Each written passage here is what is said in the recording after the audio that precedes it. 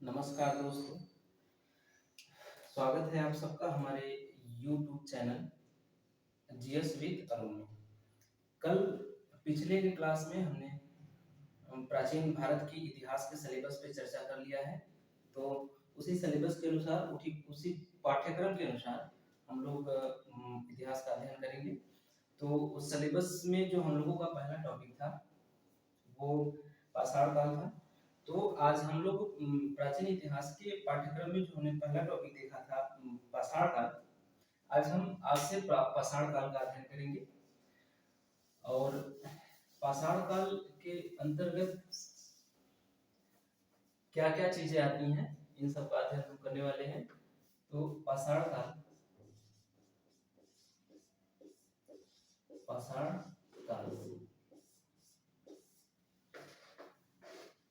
पाषाण का अर्थ होता है पत्थर। पाषाण का अर्थ पत्थर होता है। और सामान्यतः चाहे आज का मनुष्य हो और चाहे आदि मनुष्य हो, सामान्यतः सबकी जो मूल जरूरतें थी वो रोटी, कपड़ा और मकान हो सकती थी। रोटी, कपड़ा व मकान, ये चाहे जिस भी सभ्यता के मनुष्य हों, मानव हों, ये उनकी बेसिक जरूरतें होती हैं, ये मूल आवश्यकता होती हैं मनुष्य के जीवन का। तो इन मूल आवश्यकताओं की पूर्ति इस काल का मानव पत्थर के द्वारा ही करता था। और रोटी अर्थात भोजन का व्यवस्था ये पत्थरों के औजार से करता था। पत्थरों के औजार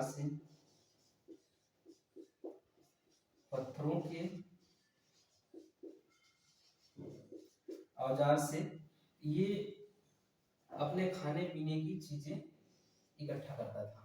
उसके बाद पत्थरों के औजार से ही जानवरों को मारकर, पत्थरों के औजार से ही उनके खाल निकाल के उस खाल का कपड़ा बनाते थे। तो कपड़े का भी इंतजाम वो पत्थरों के औजार से ही किया करते थे। और उनका रहन सहन भी पत्थरों के बीच ही होता था। उनका रहन सहन भी पत्थरों के बीच ही होता था। उनके दैनिक जीवन में पत्थरों का काफी महत्व था। वो अपने दैनिक जीवन में अधिकाधिक पत्थरों का ही प्रयोग किया करते थे। पत्थरों के बीच रहते थे, पत्थरों के औजारों का प्रयोग करते थे, पत्थरों से कपड़ा बनाने का काम करते थे। इसकी वजह से इस काल को पाषाण काल कहा गया। तो पाषाण काल को अध्ययन की दृष्टि से 3 भागों में बांटा गया है।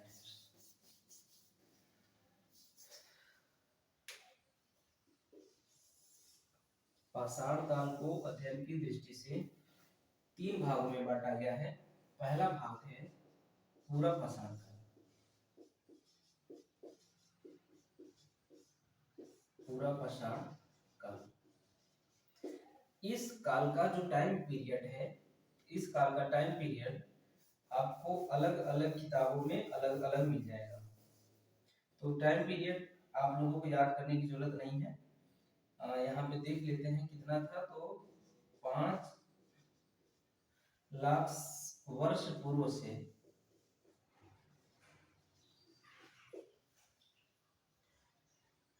10,000 वर्ष पूर्व,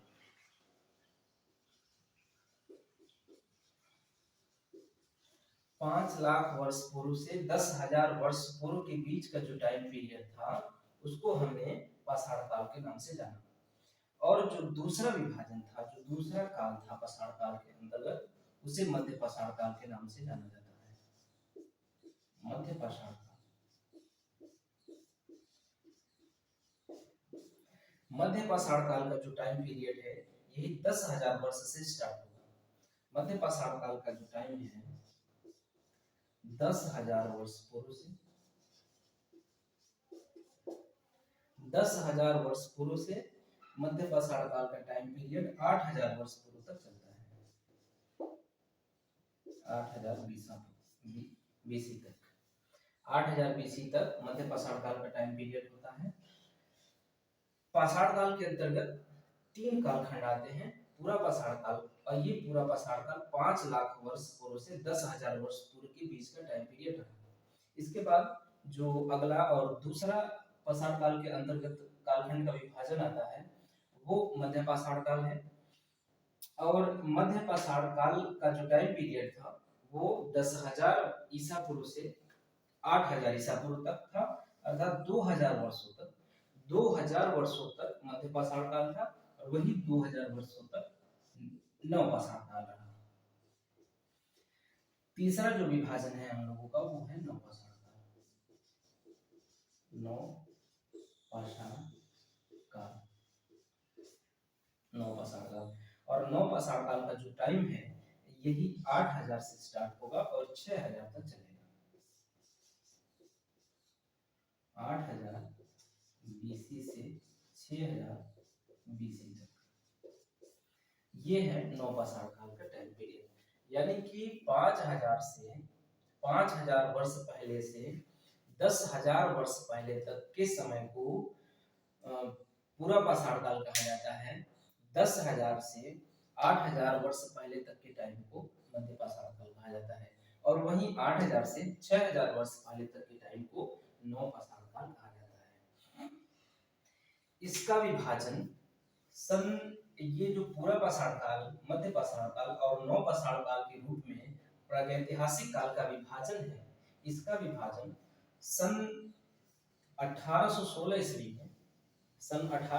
ईस्वी में प्रोफेसर सीजे टॉमसन ने किया था। प्रागैतिहासिक काल का विभाजन, प्रागैतिहासिक काल के अंतर्गत इस पाषाण काल का विभाजन सीजे टॉमसन ने, इसका विभाजन सीजे टॉमसन ने 1816 ईस्वी में पाषाण काल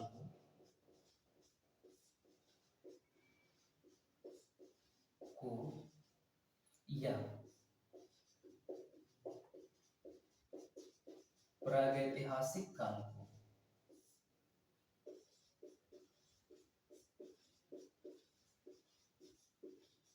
तीन भागों में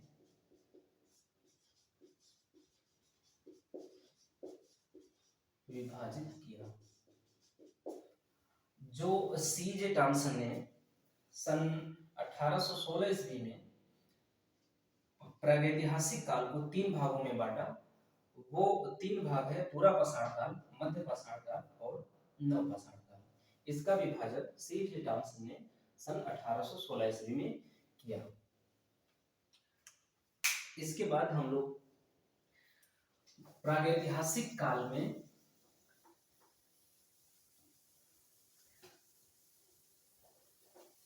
प्रमुख शोधकर्ताओं के बारे में देख लेते हैं। प्रागैतिहासिक काल के प्रमुख उत्खननकर्ता, शोधकर्ता या उससे संबंधित विद्वानों के बारे में देख लेते हैं।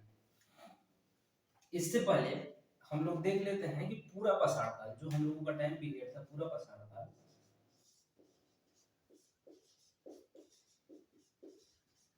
पूरा पाषाण काल जो इसका टाइम पीरियड था ये था 5 लाख से 10,000 ईसा पूर्व तक। 5 लाख से 10,000 बीसी तक इसका टाइम पीरियड था। इतने लंबा, जबकि जो मध्य पाषाण काल था उसका जो टाइम पीरियड था 10,000 से 8,000 साल तक। इसका मतलब उसके अंदर, जो मध्य पाषाण काल था उसके अंदर 2000 वर्षों का टाइम समाया हुआ था। वहीं नव पाषाण काल के अंतर्गत भी 2000 वर्षों का ही टाइम समाया हुआ था, जबकि इसमें पूरा पाषाण काल में लाखों वर्ष का टाइम पीरियड आता है। इसकी वजह से इतना लंबा कालखंड होने की वजह से अध्ययन की दृष्टि से, अध्ययन की सुगमता की दृष्टि से, ताकि इसका अध्ययन करने में आसान हो, इसकी वजह से इसको भी 3 भागों में विभाजित कर दिया गया है। पहला भाग है निम्न पूरा पाषाण काल, निम्न पूरा पाषाण काल, और जो दूसरा भाग है वो है मध्य पूरा पाषाण काल, मध्य पूरा पाषाण काल, और जो अंतिम और तीसरा भाग है वो है उच्च पूरा पाषाण काल, उच्च पूरा पाषाण काल।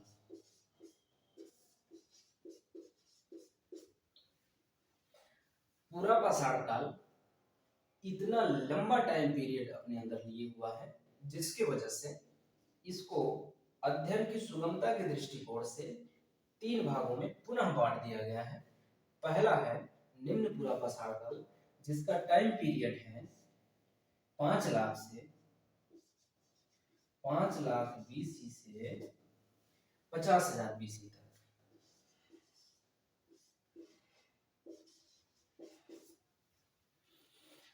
और वही मध्य पूरा पाषाण काल का जो टाइम पीरियड है वो 50,000 बीसी से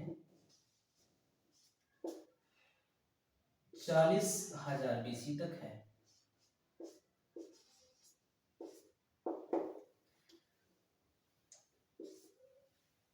और जो तीसरा हम लोगों का पूरा पाषाण काल के अंतर्गत जो विभाजन है वो है उच्च पूरा पाषाण काल। और उच्च पूरा पाषाण काल का जो टाइम पीरियड है वो है 40,000 ईसा पूर्व से लेकर 40,000 ईसा पूर्व से लेकर 10,000 ईसा पूर्व तक।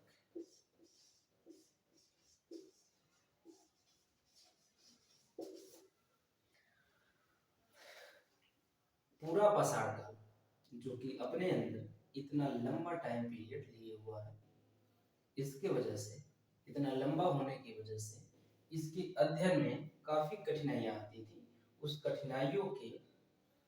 कठिनाइयों का को सॉल्व करने के लिए पूरा पाषाण काल को पुनः 3 भागों में विभाजित कर दिया गया। पहला निम्न पूरा पाषाण काल, जिसका टाइम पीरियड 5 लाख से 50,000 वर्ष पहले तक था। वहीं दूसरा मध्य पूरा पाषाण काल, जिसका टाइम पीरियड 50,000 वर्ष पहले से 40,000 वर्ष पहले तक था। तीसरा निम्न पूरा पाषाण काल है, जिसका टाइम पीरियड 40,000 ईसा पूर्व से 10,000 ईसा पूर्व तक था। अब हम लोग प्रागैतिहासिक काल के बारे में देखते हैं। एक और विभाजन है, वो है इतिहास में प्राप्त साक्ष्यों के आधार पे या प्रयोग होने वाले लिपि के आधार पे। तीसरा जो हम लोगों का विभाजन है, इतिहास के कालखंड का जो दूसरा विभाजन है वो इस प्रकार है। पहला प्रागैतिहासिक काल, दूसरा आद्य ऐतिहासिक काल और तीसरा ऐतिहासिक काल होता है। तो ये जो विभाजन है वो प्रयोग किए जाने वाले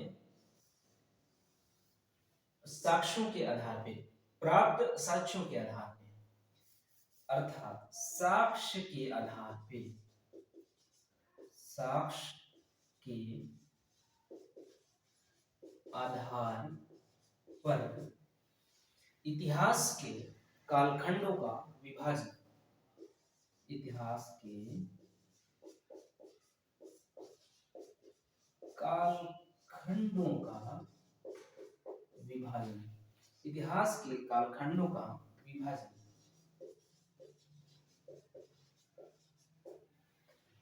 जो हम लोगों का दूसरे नंबर पे इतिहास के कालखंडों का विभाजन है वो साक्ष्य के आधार पे इतिहास के कालखंडों का विभाजन है। और साक्ष्य के आधार पे भी इतिहास को 3 भागों में ही बांटा गया है।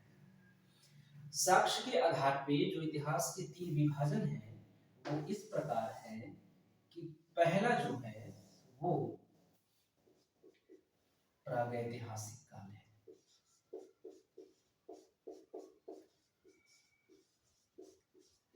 प्रागैतिहासिक काल है। दूसरा जो विभाजन है साक्ष्य के आधार पे वो है आद्य ऐतिहासिक काल।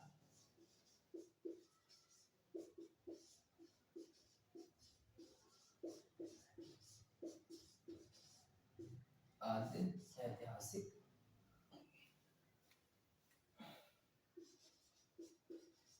काल। जो दूसरा हम लोगों का विभाजन है वो है आद्य ऐतिहासिक काल। और तीसरे नंबर पे जो हम लोगों का विभाजन आता है वो आता है ऐतिहासिक काल।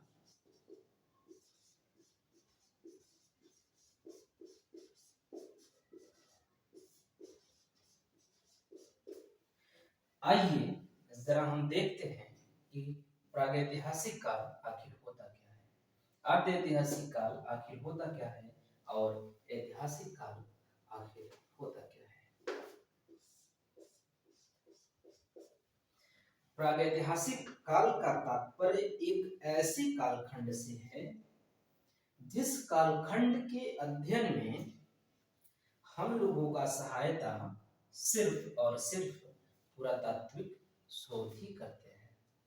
पुरातात्विक स्रोत का तात्पर्य ऐसे वस्तुओं से है जो तत्कालीन मानव समाज, तत्कालीन मानव जाति अपने दैनिक जीवन में प्रयोग किया करता था। उस समय का पाषाण काल या प्रागैतिहासिक काल का मानव, प्रागैतिहासिक काल का मानव जिन वस्तुओं का प्रयोग किया करता था वो हथियार हो या कपड़े हो, बर्तन हो, मृदभांड हो, कुछ भी रहा हो, कुछ भी हो, चाहे आद्य ऐतिहासिक काल या ऐतिहासिक काल के अंतर्गत व्यक्ति उस समय का मनुष्य जिन भी वस्तुओं का प्रयोग करता था अपने दैनिक जीवनचर्या में, उन वस्तुओं को पुरातात्विक साक्ष्य कहते हैं। तो प्रागैतिहासिक काल एक ऐसा कालखंड रहा है जिसकी जानकारी के बारे में, जिसकी जानकारी के लिए, जिसके अध्ययन के लिए हम सिर्फ और सिर्फ पुरातात्विक साक्ष्यों को प्रयोग में लेते हैं। तो प्रागैतिहासिक काल का जो पहला लक्षण है वो है ही क्या कि यहाँ पे सिर्फ और सिर्फ पुरातात्विक साक्ष्य प्राप्त होते हैं। पुरातात्विक साक्ष्य प्राप्त होते हैं प्रागैतिहासिक काल से। ये एक ऐसा कालखंड होता है जहां से हमें सिर्फ पुरातात्विक साक्ष्यों की प्राप्ति होती है। और दूसरे नंबर पे इसका लक्षण ये हो जाएगा, इसी का मतलब ये हो जाएगा कि यहाँ से लिखित साक्ष्य प्राप्त नहीं होते हैं, लिखित साक्ष्य अनुपस्थित होते हैं।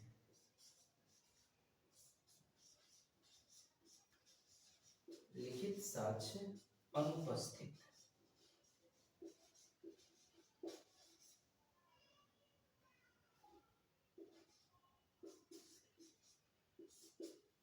एक ऐसा कालखंड जिस कालखंड की जानकारी के बारे में हमें लिखित साक्ष्य न प्राप्त हो, उनके जानकारी का एकमात्र स्रोत सिर्फ और सिर्फ पुरातात्विक स्रोत हो, साक्ष्य हो, अर्थात उन वहां के मनुष्यों द्वारा प्रयोग किए गए वस्तुओं के आधार पे ही जिस काल के बारे में हम अध्ययन करें वो प्रागैतिहासिक काल के अंतर्गत आता है। जब चूंकि पाषाण काल, पूरा पाषाण काल या पाषाण काल एक ऐसा कालखंड रहा है जहां से हमें साहित्यिक स्रोत नहीं प्राप्त हुए हैं, तो इसलिए पाषाण काल को हम प्रागैतिहासिक काल के अंतर्गत रखते हैं। पाषाण काल को प्रागैतिहासिक काल के अंतर्गत रखते हैं। वहीं दूसरा जो हम लोगों का साक्ष्य के आधार पर इतिहास के कालखंड का विभाजन है वो है आद्य ऐतिहासिक काल। आद्य ऐतिहासिक काल का तात्पर्य एक ऐसे कालखंड से होता है जिस कालखंड में हमें पुरातात्विक साक्ष्य भी उपलब्ध हों और लिखित साक्ष्य भी उपलब्ध हों। इस कालखंड में हमें यहाँ के तत्कालीन मनुष्य द्वारा, तत्कालीन मानव प्रजाति द्वारा प्रयोग की जाने वाली वस्तुएं भी मिली हैं और इसके अलावा तत्कालीन मनुष्य द्वारा लिखी गए कुछ अन्य साक्ष्य भी उपलब्ध हैं।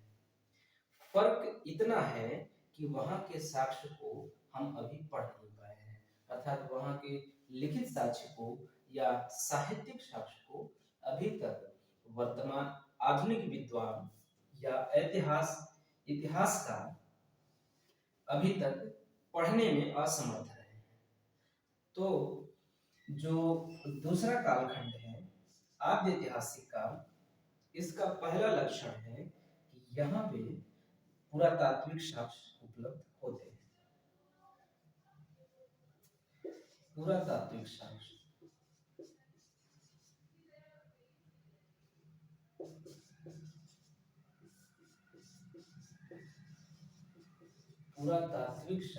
यहाँ पे उपलब्ध होते हैं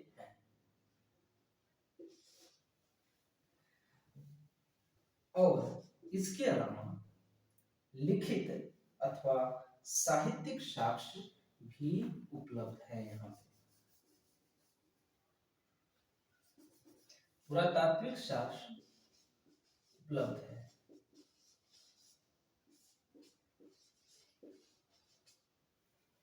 और जो दूसरा हम लोगों का लक्षण है आद्य ऐतिहासिक काल का, वो है कि लिखित साक्ष्य भी उपस्थित है।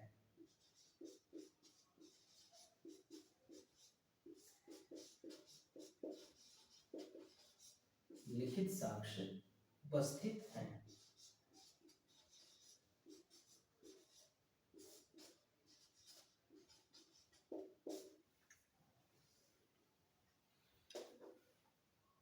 साक्ष्य के आधार पे इतिहास के कालखंडों का विभाजन में हमने देखा कि जो पहला कालखंड है वो है प्रागैतिहासिक काल और प्रागैतिहासिक काल का सीधा सा अर्थ है कि इस काल के द्वारा, इस काल के मनुष्यों द्वारा जो वस्तुएं प्रयोग में लाई जाती थी, उन्हीं वस्तुओं के माध्यम से ही, उन्हीं वस्तुओं के आधार पे ही हम इनके दैनिक जनजीवन, इनके खान पान आदि का अध्ययन किया जा सकता है। उसी इनके द्वारा प्रयोग किए गए वस्तुओं के माध्यम से ही। लेकिन यहाँ से कोई लिखित साक्ष्य प्राप्त नहीं हुआ है। इसका अर्थ ये होता है कि यहाँ के लोग, प्रागैतिहासिक काल एक ऐसा कालखंड था जिस कालखंड की मानव जाति लिखना और पढ़ना नहीं जानता था, अर्थात यहाँ पे लिपि का विकास नहीं हो पाया था।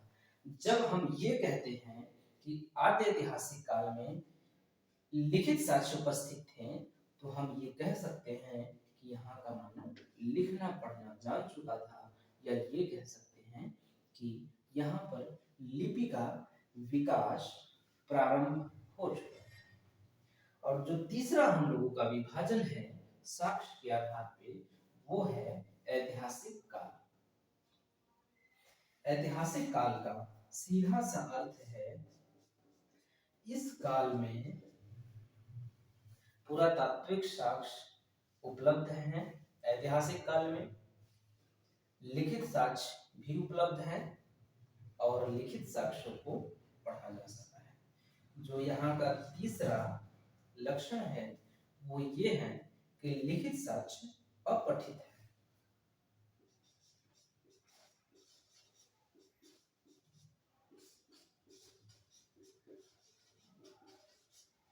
लिखित साक्ष्य अपठित हैं।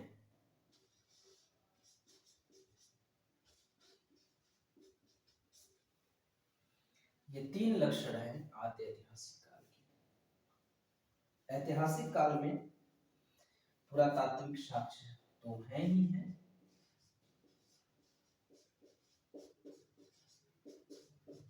पुरातात्विक साक्ष्य उपलब्ध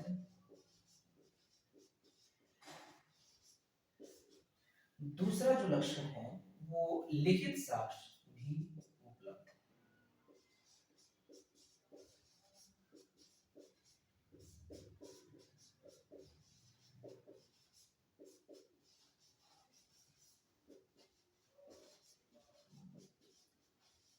उपलब्ध है। और जो तीसरा लक्षण है वो है कि यहाँ पे लिखित साक्ष्यों को पढ़ा जा सका है, अर्थात लिखित साक्ष्य पढ़े जा चुके हैं।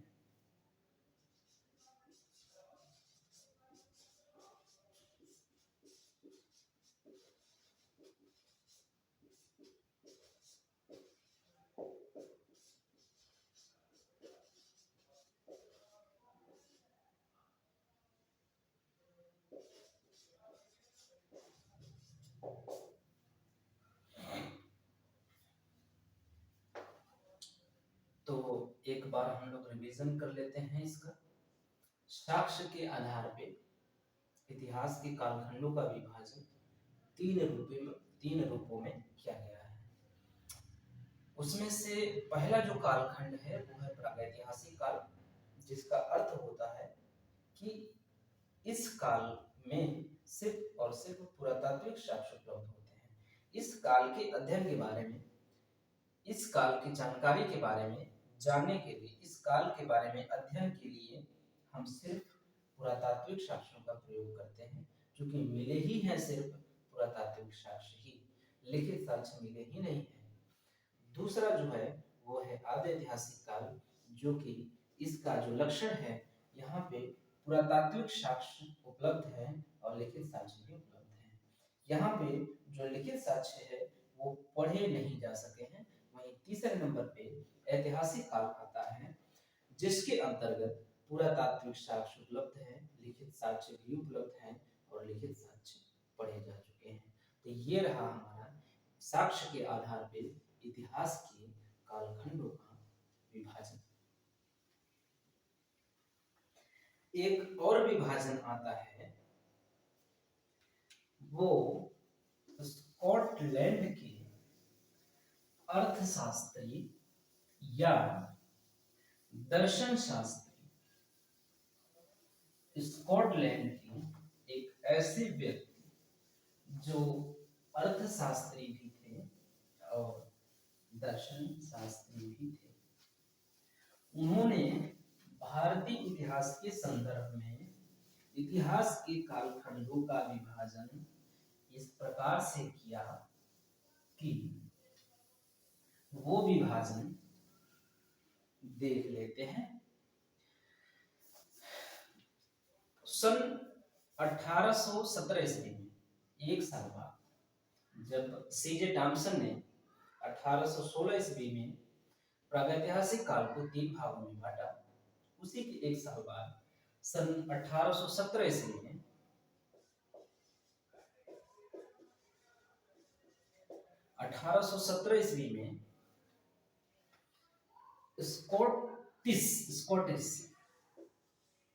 स्कॉटिश अर्थात स्कॉटलैंड के निवासी या स्कॉटिश अर्थशास्त्री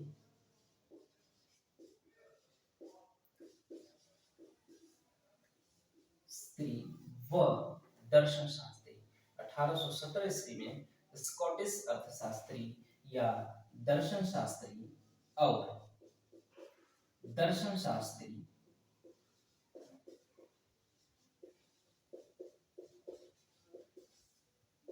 शास्त्री जेम्स मिल, उनका नाम था जेम्स मिल।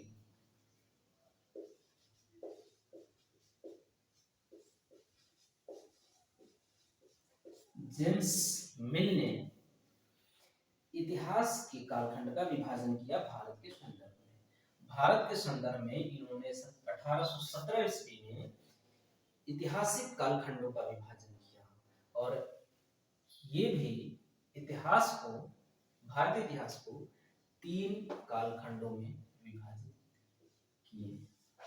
पहला कालखंड था इनका जो, वो था हिंदू काल। हिंदू काल। दूसरा जो इनका विभाजन था वो था दूसरे नंबर पे, वो था क्या, मुस्लिम का।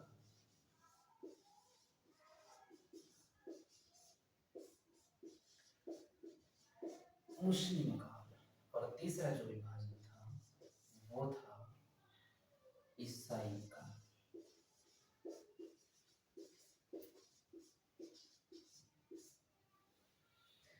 जो स्कॉटलैंड के अर्थशास्त्री थे, स्कॉटिश अर्थशास्त्री और दर्शन शास्त्री जेम्स मिल ने भारतीय इतिहास के संदर्भ में इतिहास के कालखंडों का विभाजन 3 रूपों में किया। वो था हिंदू काल। इनके कहने का मतलब था जब तक भारत में मुस्लिम नहीं आ गए, या जब तक भारत में मुस्लिम सत्ता नहीं स्थापित हो गई, तब तक भारत में हिंदू काल रहा।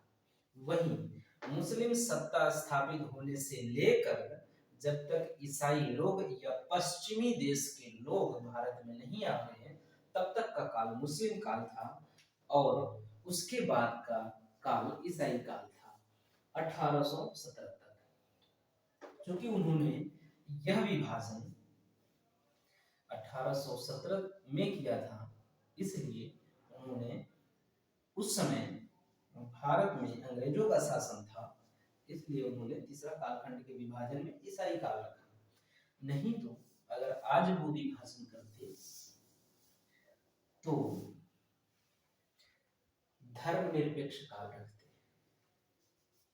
पता नहीं कहा रखते। तो इनका ये जो विभाजन था वो धर्म के आधार पे था। तो जब पहले स्टार्ट प्रारंभ से 1205 ईस्वी तक, हो सकता है 1205 ईस्वी तक या 711 ईस्वी तक,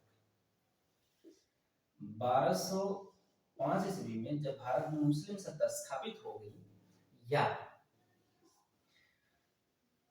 711 ईस्वी में जब मोहम्मद बिन कासिम ने भारत पर आक्रमण किया,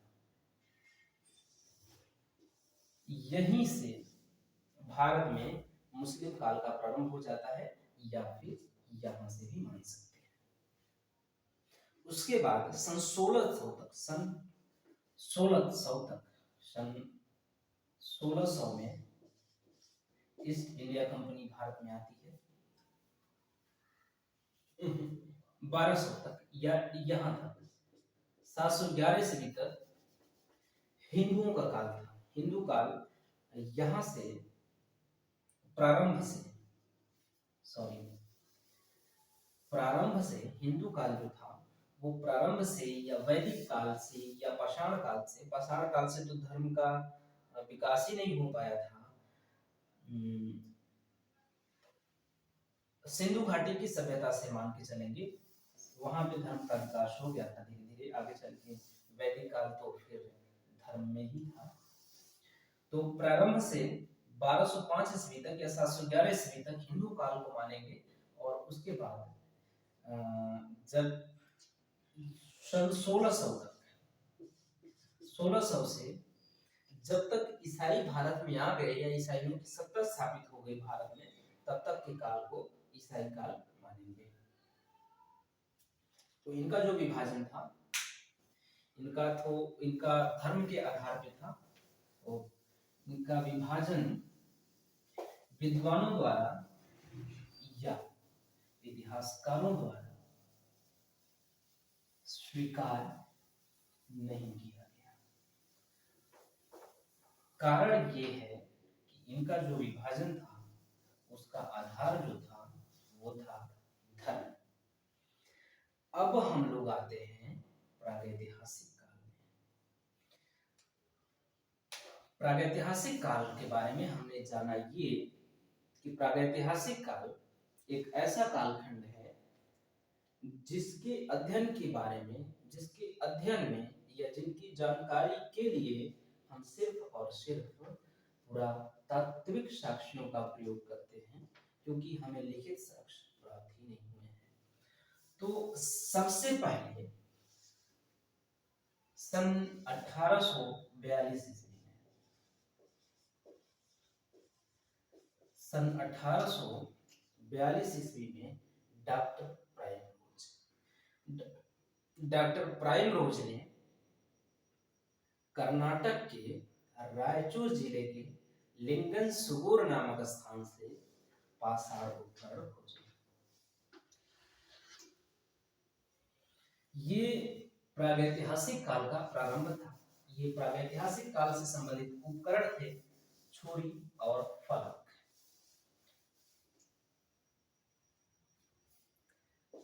डॉक्टर प्राइम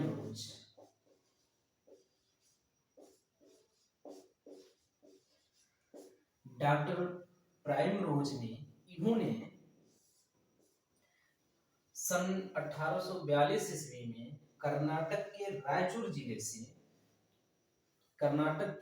जिले के लिंगन सुगुर नामक स्थान से कुछ पाषाण उपकरण खोज निकाले। तो डॉक्टर प्राइम रोज ने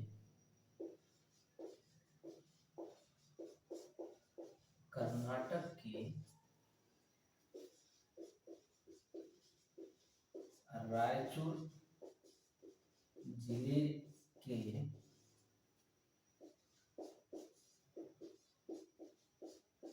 लिंगन सुगूर नामक स्थान से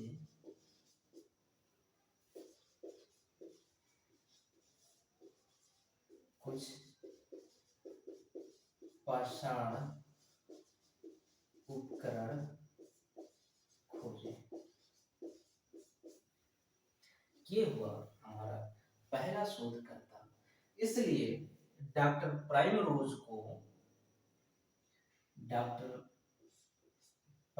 को भारत में प्रागैतिहासिक काल का जनक कहा जाता है।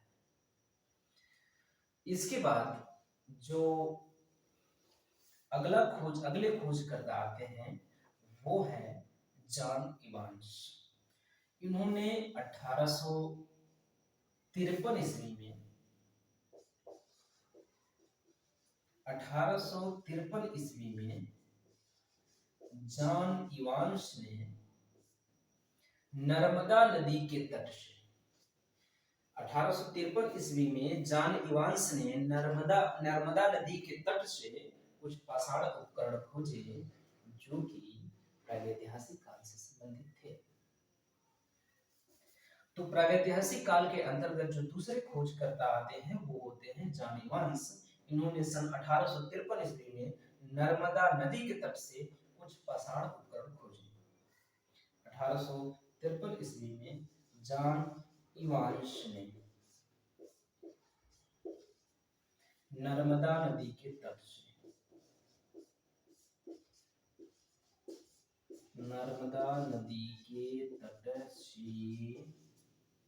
कुछ पाषाण उपकरण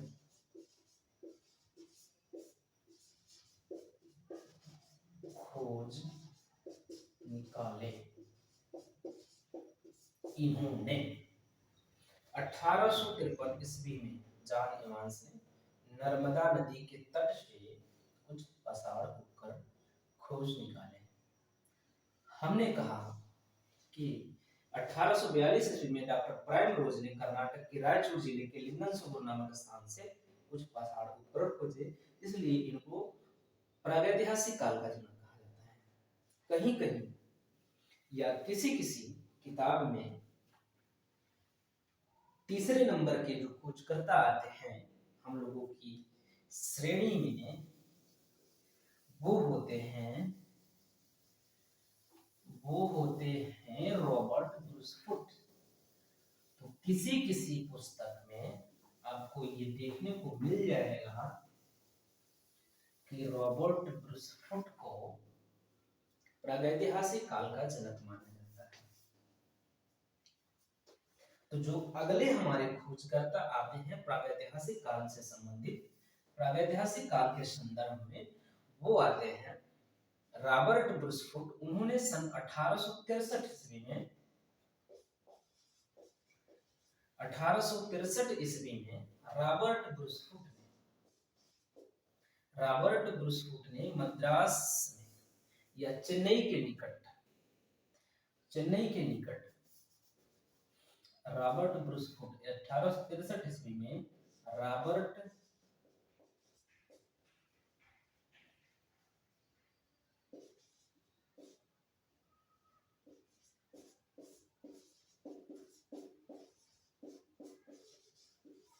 Bruce foot Robert Bruce foot ने मद्रास या चेन्नई के निकट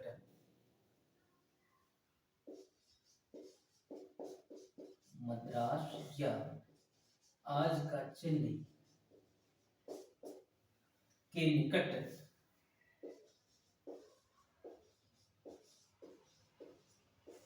पल्लवरम पल्लवरम पल्लवरम नामक स्थान से कुछ पाषाण उपकरण खोजे। उसमें जो प्रमुख पाषाण उपकरण था वो था हैंडेक्स। 1863 ईस्वी में रॉबर्ट ब्रूस फुट ने मद्रास या चेन्नई के निकट पल्लवरम नामक स्थान से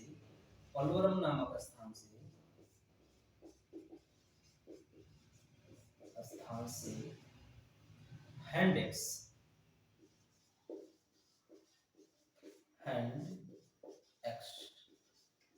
या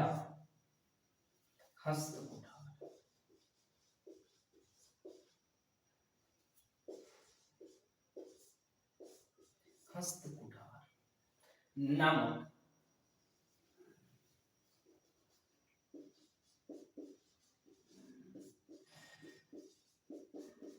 पाषाण उपकरण खोजा। जो तीसरे नंबर पे हमारे अगले खोजकर्ता आते हैं वो है रॉबर्ट ब्रूस फुट, और उन्होंने सन 1863 ईस्वी में चेन्नई के निकट पल्लवरम नामक स्थान से हैंड्स या हस्तकुठार नामक पाषाण उपकरण खोजा। जो रॉबर्ट ब्रूस फुट थे वो दरअसल एक इतिहासकार नहीं थे, ये थे एक भूवैज्ञानिक। रॉबर्ट ब्रूस फुट एक भूवैज्ञानिक थे और जियोलॉजिकल सर्वे ऑफ इंडिया के प्रमुख थे। वो उस समय जियोलॉजिकल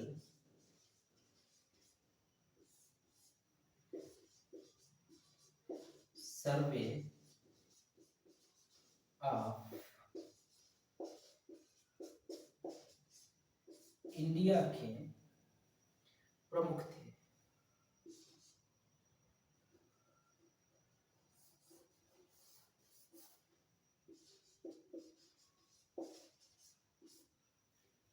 और साथ ही साथ और वो एक भूवैज्ञानिक थे।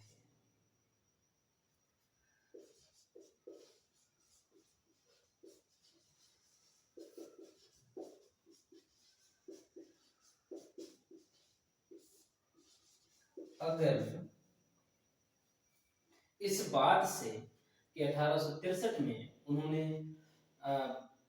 मद्रास के निकट पल्लवरम नामक स्थान से हैंडेक्स उपकरण खोज निकाले, इस बात से ये हम अंदाजा लगाएं कि वो एक इतिहासकार रहे होंगे तो ये गलत है।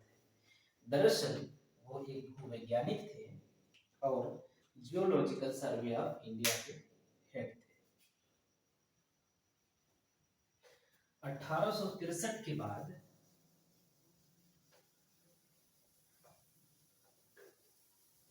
जो हमारे अगले खोजकर्ता है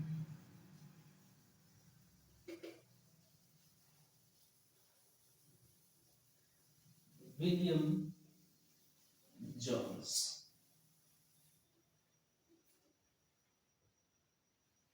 विलियम किंग 1884 से 1884 ईस्वी में विलियम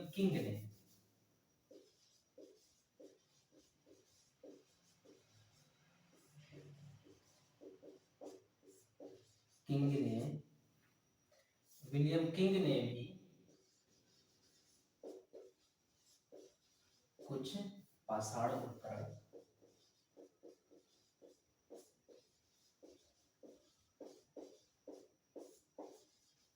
खोजें। अगले नंबर पे अगला जो हमारे शोधकर्ता है वो है विलियम किंग। 1884 के बाद बीच में तो शोध हुए, लेकिन 1884 के बाद जो अगला महत्वपूर्ण जो काफी इम्पोर्टेंट जो शोध आता है वो हेल कैम्ब्रिज अभियान का शोध आता है। हेल कैम्ब्रिज अभियान के तहत डी टेरा और पीटरसन महोदय ने शिवालिक पहाड़ियों के अंतर्गत कोतवार का पठार आता है, उस पठार में प्रागैतिहासिक काल से संबंधित बड़े पैमाने पे शोध किया। तो जो अगले हमारे शोधकर्ता आते हैं वो है 1935 में, इससे पहले 1928 में 1928 में नहीं 1935 में डी टेरा और पीटरसन महोदय ने डी टेरा व पीटरसन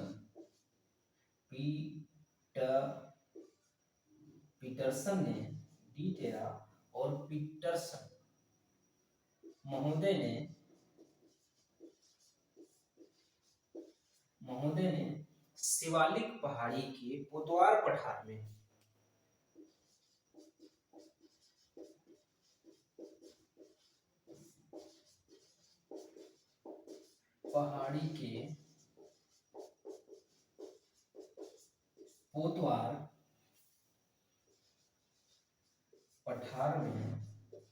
हेल कैम्ब्रिज अभियान के तहत हेल कैम्ब्रिज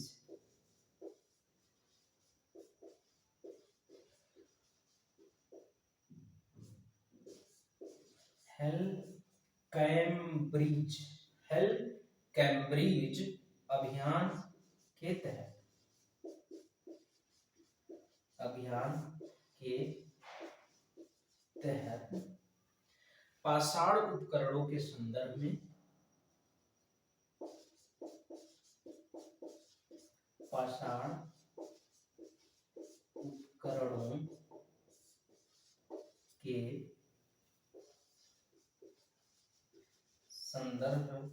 में शोध किया।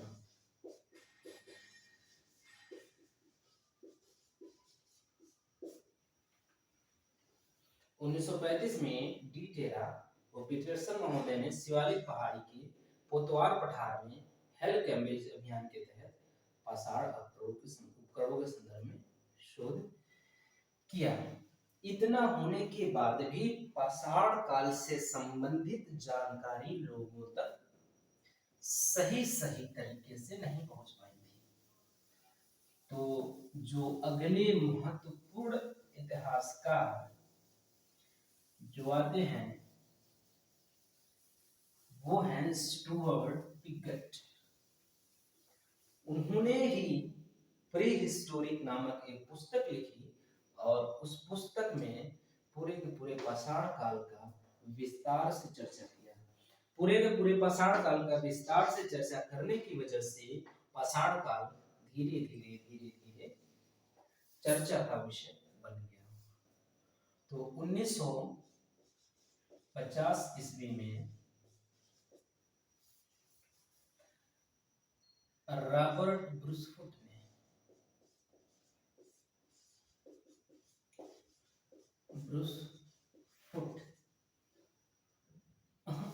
स्टुअर्ट पिगट 1950 में स्टुअर्ट पिगट ये वही महाशय हैं जो हड़प्पा और मोहनजोदड़ो को जुड़वा राजधानी के नाम से संबोधित करते हैं। 1950 में स्टुअर्ट पिगट ने अपनी पुस्तक pre pre historic India, pre history या प्री हिस्टोरिक इंडिया में पाषाण काल से संबंधित विस्तार से चर्चा किया, जिसकी वजह से पाषाण काल चर्चा का विषय बन गया और पाषाण के बारे में जो जानकारी है वो लोगों तक पहुंची। तो 1950 ईस्वी में स्टुअर्ट पिगट ने अपनी पुस्तक pre historic India, pre historic India में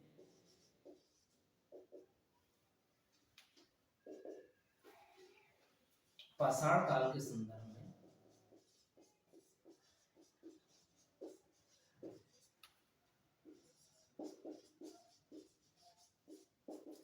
में विस्तार से चर्चा किया।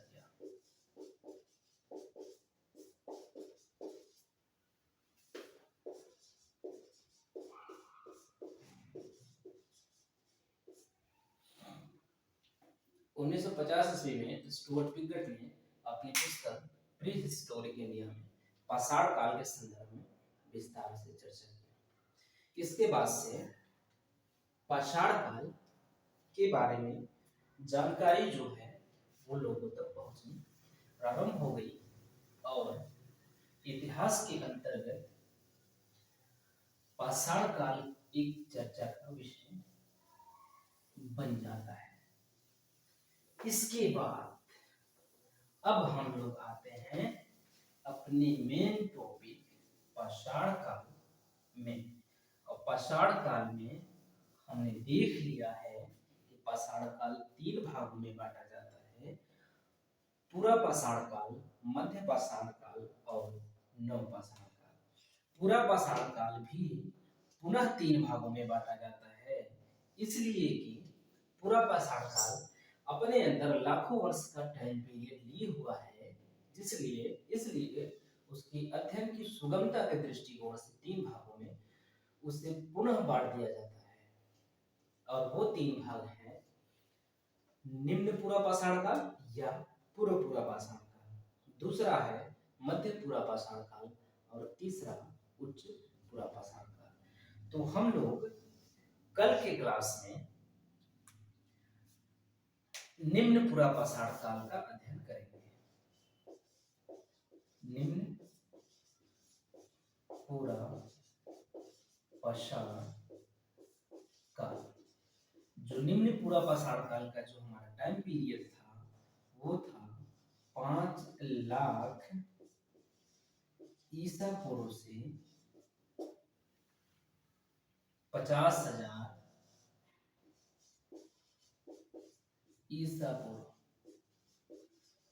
तो जो हम लोगों की कल की जो क्लास होगी वो 5 लाख से 50,000 ईसा पूर्व के बीच में मानव का समाज कैसा था, मानव के खान पान कैसे थे, इस टाइम पीरियड में मानव समाज कैसा था, मानव समाज किन पत्थरों से औजार बनाता था, किन औजारों का प्रयोग करता था, कैसे खाता पीता, कैसे रहता था, कहाँ रहता था, क्या खाता था, क्या पहनता था के बारे में अध्ययन करेंगे। तो मिलते हैं अगले क्लास में। अगले क्लास में जो हमारी चर्चा का विषय होगा वो होगा निम्न पूरा पाषाण काल, जो कि इतिहास की दृष्टि से काफी महत्वपूर्ण होगा। तो मिलते हैं अगले क्लास में।